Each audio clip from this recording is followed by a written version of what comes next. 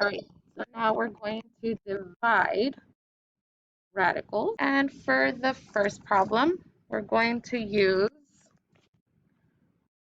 4 square root of 15 divided by 2 square root of 3. So for this one, we're going to divide our coefficients first. Okay, Luis. And 4 divided by 2 gives us 2. And then we're going to do the same thing with the numbers inside the radical. And 15 divided by 3 is 5.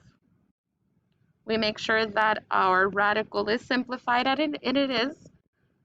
So our answer is 2 square root of 5. Let's do another example. We've got 6 times the square root of 10 divided by 3 times the square root of 5. Again, we divide our coefficients or whole numbers. 6 divided by 3 is 2. And then we look at the numbers inside the radical. And 10 divided by 5 is 2. Our answer is 2 square root of 2. Question so far? All right, so if you got 8 square root of 2, you are correct. We first divide 8 divided by 1, we get 8. And then we do 4 divided by 2, which gives us the square root of 2. Let's go ahead and do our next one. We divide our coefficients. 2 divided by 2 is 1. And then our numbers inside the radical, which is 4 divided by 2, is 2. Now you could write it with the 1 or without the 1. So you can say 1 times the square root of 2 or simply square root of 2, either one. All right, so for the final part, we're going to be looking at rationalizing the denominator. Now, the reason that we need to rationalize the denominator is because having a radical in the denominator is a big no-no. So absolutely no radicals, which are my square roots, should be left, let's say should, in the denominator. So we need to fix it. So let's start with 2 over square root of 3. Now for this one, there's no dividing that we can do. There's no simplifying that we can do, but we do have a radical in the denominator. So because we have a radical in the denominator, we need to multiply that denominator by a number to get rid of it, which means if we do the square root of 3 times the square root of 3, we should get 3. But if we only multiply the denominator by the square root of 3, then that means we're changing the value of the problem. That is why, just like when we solve equations, we also have to do it to the numerator. Because if you notice, square root of 3 divided by square root of 3 is equal to 1. So we're basically multiplying our ratio by 1. So we're not changing the value, we're just going to change the way it looks. So we have square root of 3 times square root of 3, we get 3. And 2 times square root of 3, we get 2 square root of 3.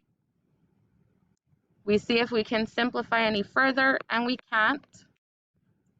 And that's how we rationalize the denominator. Let's do another example. My next example, we're going to do 8 over square root of 2. We can't simplify any further. So notice how we still have a radical in the denominator. So we are going to have to rationalize the denominator by multiplying the square root of 2 times square root of 2. So we get 2. And what we do to the numerator, we do to the denominator. I'm sorry, what we do to the denominator, we do to the numerator. And 8 times square root of 2 is 8 square root of 2. Now notice this one, we can still simplify. We can divide 8 by 2.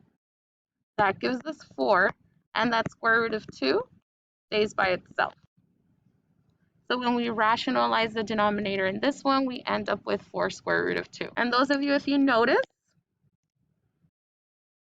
what happens is that this one ends up being on top, and then we're just left with the number inside the radical. That's a shortcut if you understand it. If not, do it the long way. Because we need to rationalize this denominator, we're going to multiply the numerator and the denominator by the square root of 3. Multiply these two, we get 9 square root of 3. Square root of 3 times square root of 3 is just 3. And then we need to simplify. So we can divide 9 by 3 and we get 3. And then we keep the radical, square root of 3. So our answer should have been 3 square root of 3. Any questions on that? And again, we look at the denominator, it's the square root of 2, so we're going to multiply the numerator and the denominator by the square root of 2, and we get 7 square root of 2 over square root of 2 times square root of 2 is just 2. There's nothing that we can simplify, so we leave it as 7 square root of 2 divided by 2. Okay, let's look at the last one. And we get the radical square root of 3, so we're going to multiply the numerator and the denominator by the square root of 3. And we get 8 square root of 3 divided by 3. We can't simplify or divide anything, so we're left with 8 square root of 3 over 3. Awesome job.